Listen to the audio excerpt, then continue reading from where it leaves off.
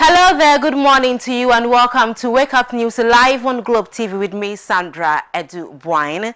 Now coming up in the bulletin this morning, we have for a Chinese Exim Bank delegation in Ghana, government hopeful of concluding IMF deal soon.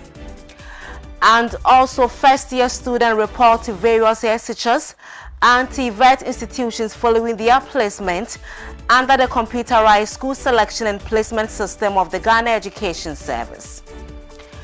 And also, the Lands and Natural Resources Minister has announced that the prosecution in the Aisha Huang trial is resolute to secure a promising result to serve as a deterrent to people who abuse the Ghanaian laws. We have for a Techiman Roman Catholic Diocese releases 10 acres plot of land to the Member of Parliament for the Techiman North constituency to aid in the construction of a College of Education. And lastly, former President John Dramani Mahama will today, March 2nd, 2023, launch his campaign in his bid to lead the National Democratic Congress as its flag bearer for the 2024 general elections. Well, do stay with us for more details, including sports.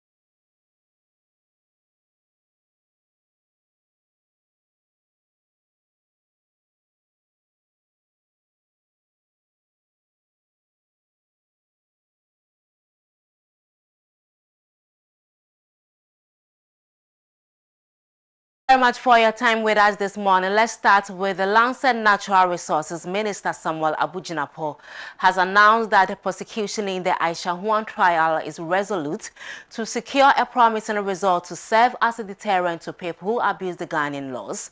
Speaking to journalists in Accra, Abujinapo said the prosecution is pursuing the case relentlessly. The Chinese Galamsey kingpin is being prosecuted by the state for sneaking into the country and engaging in illegal mining after she was earlier deported. According to the Lands Minister, the prosecution of Aisha Huang is being waged relentlessly and the state will hopefully secure a conviction. Mr. Jinapo said a total of 5 prosecuting witnesses have so far been called in the prosecution of Aisha Huang. According to him, another witness will be called on the next adjourned date. The prosecution is going to call a 5th witness at the next adjourned date. And that should tell you that the prosecution is being waged in a very spirited manner. Because as we said from the very beginning, we want to prosecute this matter with the vigor that it requires so that it will serve a clear signal both in the country and outside the country, and particularly the countries where we have most of the troubles when it comes to illegal small-scale mining. The Ghanaian law will be applied to the letter. So be rest assured that the prosecution is being waged and being waged relentlessly. And we are hoping that when it's all said and done, we'll secure a conviction and therefore justice will be done. The Minister for Lands and Natural Resources, Samuel Abujinapo, also assured that the protection of Ghana's lands and natural resources entrusted in the care of the ministry is intact, adding that the government, under the leadership of President Akufo-Addo, will continue to adopt and implement policies necessary for the effective protection, preservation, management and utilization of the lands and natural resources of the country for the benefit of the Ghanaian people. Protect our forest resources. Recognizance, prospecting and/or exploration activities in forest reserves continue to be suspended except in exceptional circumstances, and the harvesting, salvaging, trading, exporting and importing of rosewood, as well as the issuance of the Convention on International Trade in Endangered Species and Wild Fauna and Flora CITES permit for the export of rosewood, continue to be banned. The Forestry Commission, with the support of the Ghana Armed Forces, has cordoned off all forest reserves and wildlife protected areas to rid them of illegal mining and illegal logging. Last year, 212 suspects were arrested by the Rapid Response Team of the Forestry Commission for various forest and wildlife offenses.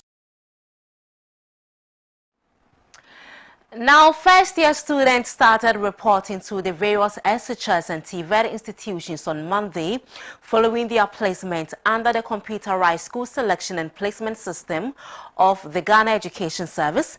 Initially, the students were supposed to have reported on February 20, but due to the short notice after their placement, the GES extended the reporting date to February 27 to give parents and guardians enough time to prepare to send their children and wards to school. Globe TV News understands that some students are yet to report due to the delay. At the various SHS institutions, on the second day of reporting, several students converged to go through their confirmation and the school's list and registration. Speaking to the headmaster of Krobo Community Day Senior High School, Mr. Bismarck Chum said out of the 233 students placed in the school, only 70 of them have since reported. We are aware of the government directives that we should start the admissions on 20th of February, and we have complied to that. So it's about 10 days now that we started the admissions, and so far we were able to admit 206 students, and the number of students who have so far reported are 70 in number. And because our school is a day school, some of them are staying far away, so we are expecting them that very soon they will come. Mr. Chum revealed that all heads of senior high schools in the Bono East region together have developed a common prospectus for the students to ease the burden on them and their parents. We designed this brochure, which was given to the students. We have got the school rules and regulations in it, the prospectus to the headmasters of Bono East. We all met, and we have been given a common prospectus which we have to comply with it, and we have sent it to the Director General for approval. In the Abrafri Senior High School, the headmaster, Mr. Simon Ampoma Entry, said although 150 students were placed in the school, only 60 students have reported. He also confirmed the development of the common prospectus among the senior high schools in the region. For this year, 2023, we are expecting 150 students to be enrolled, but now about 60 of them have reported. We hope that by Friday all of them will arrive. The school is a day school. It looks like the students who have been enrolled here want to opt for other schools which are boarding. It looks as though these days day schools are not very attractive. That's the only challenge. The numbers that we want to admit, we are not getting them, but all the same, it's good. What we have got is not bad. Mr. Simon Ampoma Entry, however, called on the government and stakeholders to help the school by upgrading it to a boarding status. Need additional classrooms. Then we have to fight for boarding status to enable more students to be able to come here. Again, we need an ICT center, has to be established, library, and then science lab for next year. If these things are provided, it will attract more students to come to the school. Now, the Fetchiman Roman Catholic Diocese on Wednesday, 1st March, released a 10-acre plot of land to the Member of Parliament for the Fetchiman North constituency, Elizabeth Ofosu Ejari, to aid in the construction of a college of education for the Fetchiman North district. Mrs. Ofosu Ejari, speaking at the handing over ceremony which fell on her birthday, said the project, when completed, will help improve education in the district and nation at large. As part of her birthday celebrations, the MP used the occasion to assure her constituents and party folks of her intentions of developing the constituency. Honorable Elizabeth Ofosu Ejari explained the need for the project and how important it was for the Techiman North District to welcome such a project. She, however, expressed gratitude to the Roman Catholic Church and the people of Techiman North for their support and love. Training college, Sebi asasi nibi. Nanso, yes, fortune favors the prepared. And nam say, ya no maboaboa me hunti da bia na asempa beto me ka se me pese me ye training college no ena me toto mania ena me hu se me pass asase a ti se me hwe asase a ye titi krom tachima ndo of ano na ya ka se de be university ana de be ye ntoaso school na when am hwehwe mu ade maso toto fam na me hu se enyo kuo bia na wa asase se romanfo ena wa asase romanfo eye asori bia enwomasua ehu hi omo kese pa omo atimiti omo school na sebe aban ensanim enso omo de omo ne aban ye competition omo bo aban na ebia omo ayo omo de awienu na aban abeso mu kakra nti medwi ho sanam se romanfo wa asase we da hode a ene ye medwa kwato omo anim se ombe pene no de asase na mamia na me so masi training college no na afemi de ama omo na omo ahweso ama community ni nyina. The MP said all the materials needed for the commencement of the construction works are ready. Thus, the project shall soon commence. She assured the completion of the project despite her party not being in government. Me nyan shase. Now so me sika, me cement, me iron rocks. Me a me besi lecture hall no. Me no kasei ende me woni nyina wo ho. Se obahwa me a me kate sword na me nyoma gu ho. Enti enne de me pese tubodonfo nyina ne tachima no of mpanfo ebe ya adanse na romanfo no de asase ne mame na me hu sa asase omo de ahye me nsem me fra omo bio no na me si school na wie no omo bebia no abe manage mame. Reverend Father Ohini Ano, on his part, explained how the land was acquired and advised all and sundry not to politicize the project to enable its completion. College of Education. And I mean, I many Jehon say, honorable cast or no dear, oh, any BBA, I'll bet today, now, yeah. Me and Cassade minim baby, why, yeah, Edru.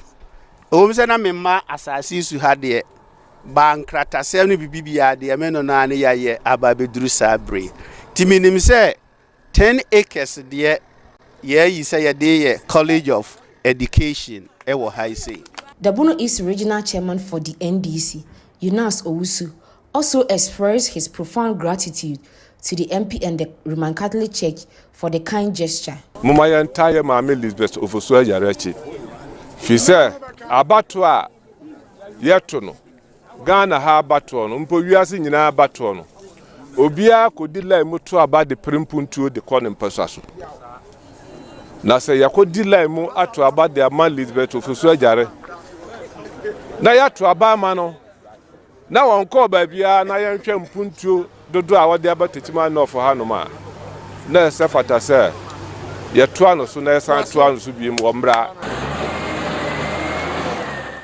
Now, President Nana Dankwa Akufo-Addo has expressed confidence that with the cooperation government is receiving from members of the Paris Club and China, it would be able to conclude finally an agreement with the International Monetary Fund, IMF, by the end of March. President Akufo-Addo said the Chinese government has sent a delegation from China's Exim Bank to Accra over the weekend to meet with officials of the Ministry of Finance to discuss the possibility of restructuring the country's debt.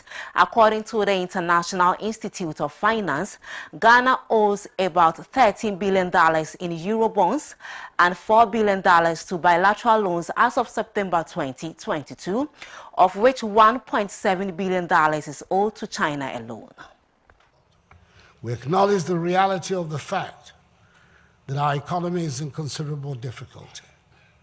The budget drawn for the 2022 fiscal year was thrown out of gear, disrupting our balance of payments and debt sustainability, and further exposing the structural weaknesses of our economy. We have gone to the International Monetary Fund to repair in the short term our public finances and restore our balance of payments, while we continue to work on the medium to long-term structural changes that are at the heart of our goal of constructing a resilient, robust Ghanaian economy and building a Ghana beyond aid. Just as we managed to achieve a staff-level agreement with the fund in record time in December last year, whose terms we are systematically fulfilling, including the difficult but ultimately highly successful process of the domestic debt exchange program. I'm confident that with the cooperation we are receiving from members of the Paris Club and the People's Republic of China, which has sent a delegation from China's Exim Bank to Accra over the weekend to meet with officials of the Ministry of Finance, we shall be able to go to the board of the fund to conclude finally the agreement by the end of March. This will set the stage for the strong recovery of Ghana's economy. You're still watching the Wake Up News live on Globe TV. Coming up, former President John Dramani Mahama will today, March 2nd, 2023, launch his campaign in his bid to lead the National Democratic Congress as the flag bearer for the 2024 general elections. And also, Electoral Commission has justified an attempt to make the Ghana card the sole identification document for voter registration ahead of the 2024 polls. Well, do stay with us for more details.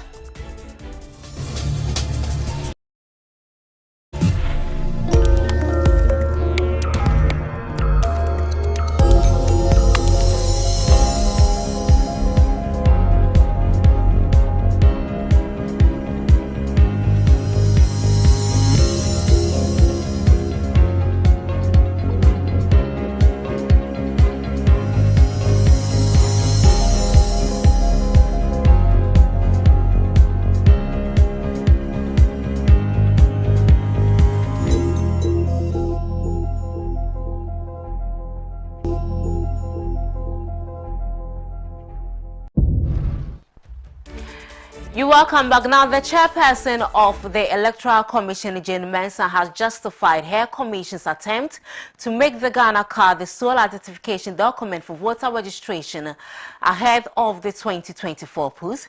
Briefing Parliament on the proposed constitutional instruments for the next general elections, Madam Jane Mensah said the constitutional instrument seeks to promote continuous registration of voters and will allow for an all-year-round registration of eligible voters at 8 district offices.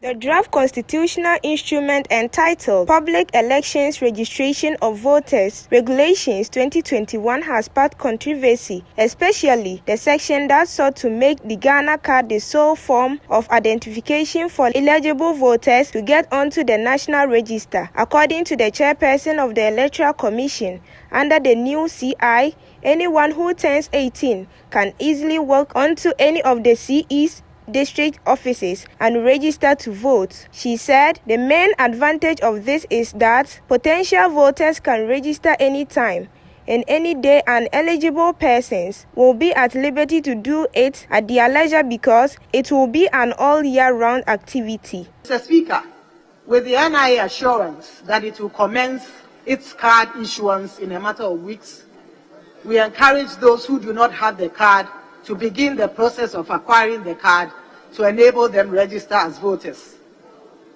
The NIA has its registration centers across the districts and the regional capitals, and therefore accessing their facilities will not be a challenge.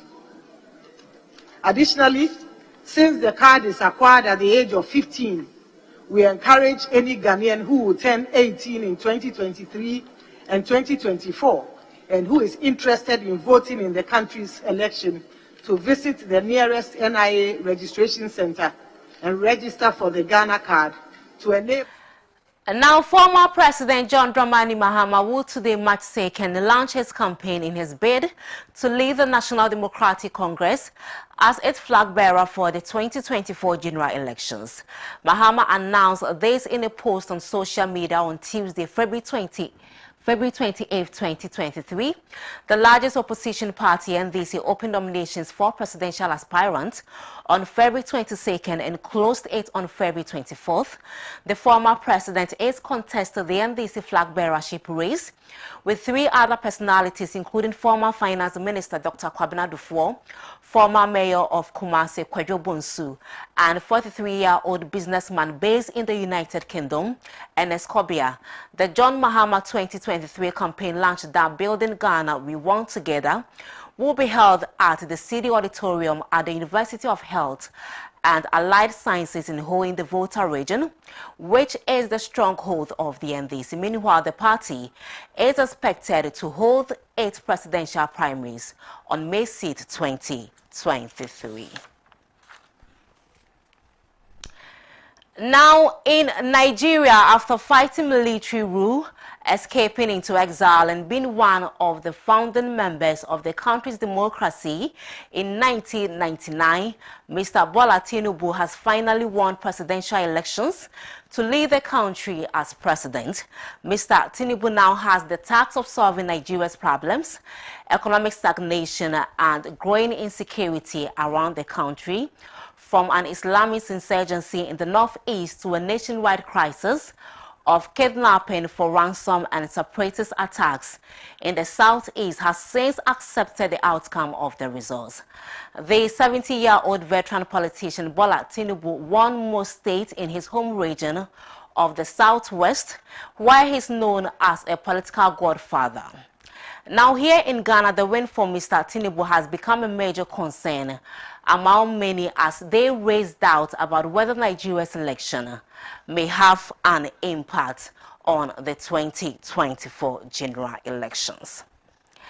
Now, joining us on phone is Mr. Asante Ochu. He is a political science lecturer at the University of Cape Coast, and he shall be telling us more about this development.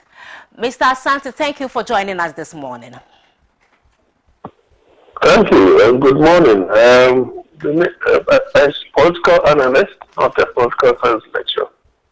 Okay, Mr. Asante, you are live on Globe TV. Can you share with us your observation on the entire election, including the outcome? Well, I think, let me say good morning to your viewers. I think that if you listen to the youth and those in their 40s, as it were, it appears that Nigeria really wanted a change. And this time around, the change was not supposed to be between the two alternating parties, as it were, the APC and the PDP. But of course, you could see that the win was in the sale of Peter Obi, a very incorrigible, leader for that matter, who virtually changed Anambra State from a state of kidnapping to a state of security, as it were. And it worked out in his name, for that matter. And you could even see, if we are even accepting and told that we want to go to court on the issue. If you look at the percentage, someone who is a third force, because of his credibility, look at the percentage that he had, about 25% or so,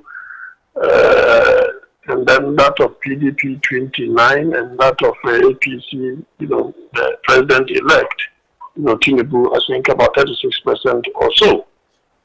So by and large, that is what has come out to be the official figures. But of course, we are all aware of what prominent personalities complain about, the process and the declaration of results thereof, and all the malpractices and the malfeasance that took place. So no mean a person like the former president, which has never happened, Mr. Obasanjo. So they are done. I think that the observer missions have also complained bitterly, about the credibility of the results, and that is quite unfortunate. So let's see what the court will be independent enough to pronounce on the process. Were you also expecting that Bola Tinubu could become the winner among his contenders? No, not at all. I think that, anyway, people also thought that they were the frontliners.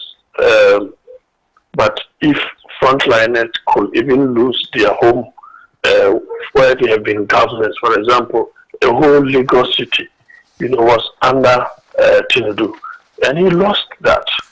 So probably areas where they were not able to monitor fully the processes could have resulted in the malpractice or the malfeasance that took place. All right, Mr. Asante, we understand that even before the election could take place, many Nigerians had lamented the economic stagnation and also growing insecurity around the country, from an Islamist insurgency in the northeast to a nationwide crisis of kidnapping for ransom and separatist attacks in the southeast. Still, the ruling party was able to push through. Is there a possibility this could reflect in Ghana's election come 2024? Mr. Asante, can you hear me? Hello, Mr. Asante. Hello, can you hear me? We understand that even before the election could take place, many Nigerians have lamented the economic stagnation and also growing insecurity around the country. Now, comparing the APC's win to the NPP in their quest to obtain the aid, could that reflect in Ghana's election come 2024? Well, I hold a different view on that. I think that with Nigeria, they have had these economic difficulties, as it were, as you said, and insecurity, kidnappings here and there, Islamic insurgents, and so on and so forth. But you see, the processes, the Nigerian processes in terms of elections, you know, are nothing to write them about. They are nothing to write them about. I think that when it comes to Ghana, it will be very suicidal to do a juxtaposition of what has transpired in Nigeria to that of Ghana. We are talking about different individuals. We are talking about different personalities. We are talking about a different, you know, electoral process here and electoral process there. It will be very much ridiculous to do such a comparison with a view that because the party has retained power breaking, as it were, going to the third term, it means that it is likely to happen. Yes, I think that would be a very ridiculous, you know, it would be an overstretching of a comparison, which I think that it will not really work. All right, now considering some comments made by the president and also the resistance from the government to make changes in some ministerial appointees, how is that also a threat to the party's chances of breaking the aid? Well, you see, losing an election in this country is a process, not an event. We are talking about the current government, which virtually in the Fourth Republic is the worst of all that we've seen. Of course, we are in a debt unsustainable level. How did we get there? Don't forget that we are even talking about a current government in which it used not to be the case. You now have the entirety of Christendom in terms of the Christian Council saying cut down the expenditure of government, cut down the size of your government. The president has not heeded to that call. Civil society organizations have said that. The opposition has said that. The opposition is even resisting that, you know, by virtue of not approving, you know, unanimously or by consensus, the appointees that the president has even nominated, as it were, meaning that whatever they have said is what they are trying to abide by. So we are talking about an inflation which is over 50-something% within a particular region, unheard of. We are talking about the depreciation of the cedi, unheard of in the Fourth Republic. So all economic indicators, you know, point to negative. And then you are talking about two individuals who are the leading candidates of the NPP, the party in government, Dr. BOAHEN and Mr. Alan. And these members are part, you know, or Mr. Alan was part of the whole processes. Dr. BOAHEN is still, you know, part of our current economic rules. So it makes the front runner of the NDC, you know, far ahead in terms of polls. And there could be other factors as well. If Dr. BOAHEN should win, don't forget that this is a Christian-dominated country. That particular factor is also going to be against it.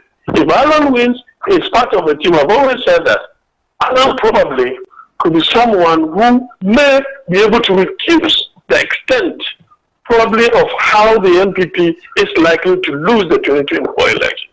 So the dynamics are different, the economic condition different. We are in a level where our debt to GDP is over 100, some say 90 something, others say over 100. Today we've gone begging for forgiveness. How did we get there? And you still have a president still recalcitrant and doing nothing new by pursuing the same thing with the same set of persons, like the finance minister, still remaining in power, even within his party, calling for his head. Mr. Asante. So all these factors work against the party in government. Yes, madam. Lastly, what do you think the current government must do in order to break the 8? Well, I'm not in a position to advise them on that. If all the negative things I've mentioned are anything to go by and they're able to do that, well, I think that Ghanaians will have a rethink. Okay. All right. All right. Thank you very much for your time with us this morning. You're welcome, Ode. That was Professor Jonathan Asante Orchi, who is a political analyst and professor at the University of Cape Coast. While you're still watching the Wake Up News live on Globe TV, and we are also streaming live on Facebook at Globe TV. GH coming up next is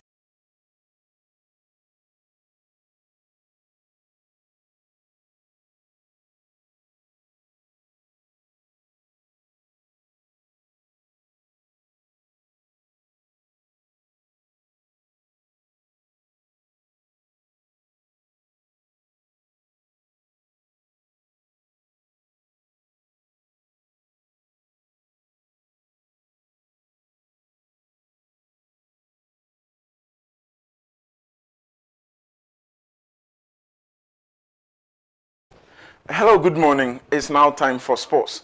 My name is Robert Konya. Now, coming up in our stories, Liverpool are back to winning ways after Virgil van Dijk and Mohamed Salah were both on a score sheet for them against Wolverhampton Wanderers. And also, we'll take you to Spain, where Real Madrid and FC Barcelona are both getting ready for today's El Clasico game. Now, Ivan Toney has admitted to breaking Football Association betting rules. We'll take you through that story. And also, Wesley Fofana has opened up on his return to action from a long-term injury which kept him out of action for months. Now, in the Ghana Premier League, a sublime finish from Enoch Morrison was enough for Asante Kotoko to edge past Bichim United. And also, the two coaches spoke after the game. And after that, goal scorer Enoch Morrison spoke about his goal. It was a belter of a finish. Now let's go for this quick break. We'll be back with the details of these and many other stories.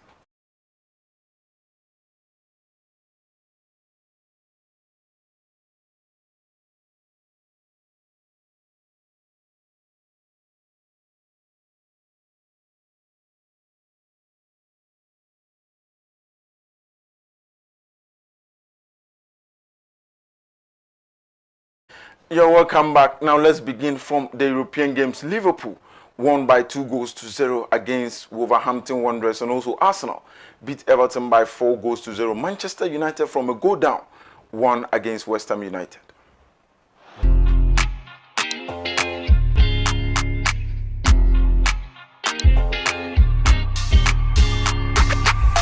Globe TV, bringing the world to you.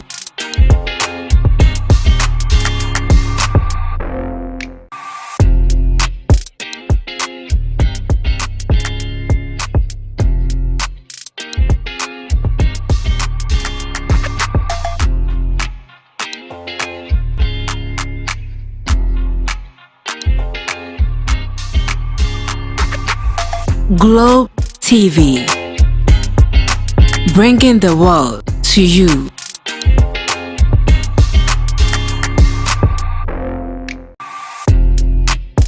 There will be an El Clasico game this evening in Spain. It's Real Madrid against FC Barcelona. Let's take you to the Valdebebas Training Center, where Real Madrid are preparing for the game, and also FC Barcelona at the One Gampa Training Center are also getting ready for the game against Real Madrid. Now, Brentford striker Ivan Toney has reportedly admitted to breaking Football Association betting rules. The 26-year-old is expected to face a lengthy ban for breaking FA Rule 8, which prevents players from betting on games or sharing information for betting purposes. Now, Wesley Fofana is a Chelsea defender. He was laid out for so many months due to a long-term injury. He's back, and he has spoken about his experience of being sidelined by the injury. Yeah, it's very good. I'm back now. I'm fit. He's back to come with the team. I'm very happy. I play 2 games. I try to help the team the maximum, and I'm very happy. And now I push more for stay fit. Feeling is very with the team. Enough of the foreign stories. Let's now focus on the local scene. Kumasi Asante Kotoko won by 1-0 against Bechem United in the Ghana Premier League. Signals as for the commencement of this game as Kumasi Asante Kotoko play from a right to left of Bechem United, also known as the Hunters. 10 Lepenko did the twist well. Kotoko come forward now. Kinful is committed up ahead. Yes, Infege decides to go down that right. Twist and turn. Enoch! That is how to do this, and he does it with some sublime skill.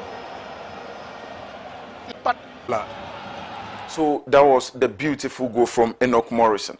Now, after the game, Kotoko's coach Seydou Zibo says he was very satisfied with the performance of his players.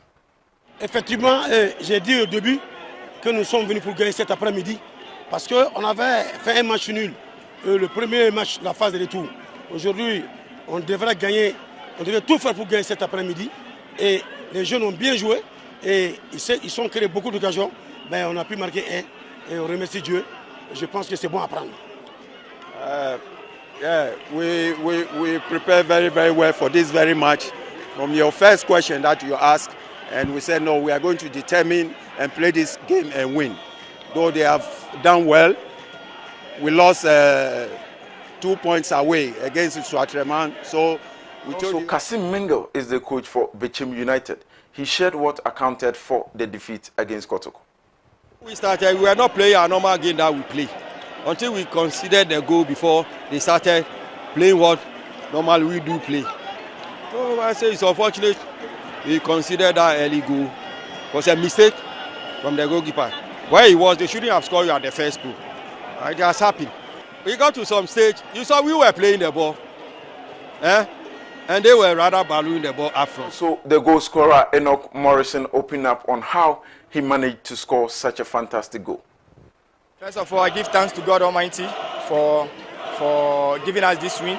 Secondly, I give thanks to the fans, supporters of Asante Kotoko for turning up this massive, because they won the game for us, and the management and the playing body. Yeah, as you said, to answer your question, that's my weapon. Anytime I cut to my strong foot, I try to look where the keeper is so that I get a... All for sports this morning. I am Robert Konyeh. Let's meet at 9 a.m. for the details and more of these stories. Thank you so much for your time this morning.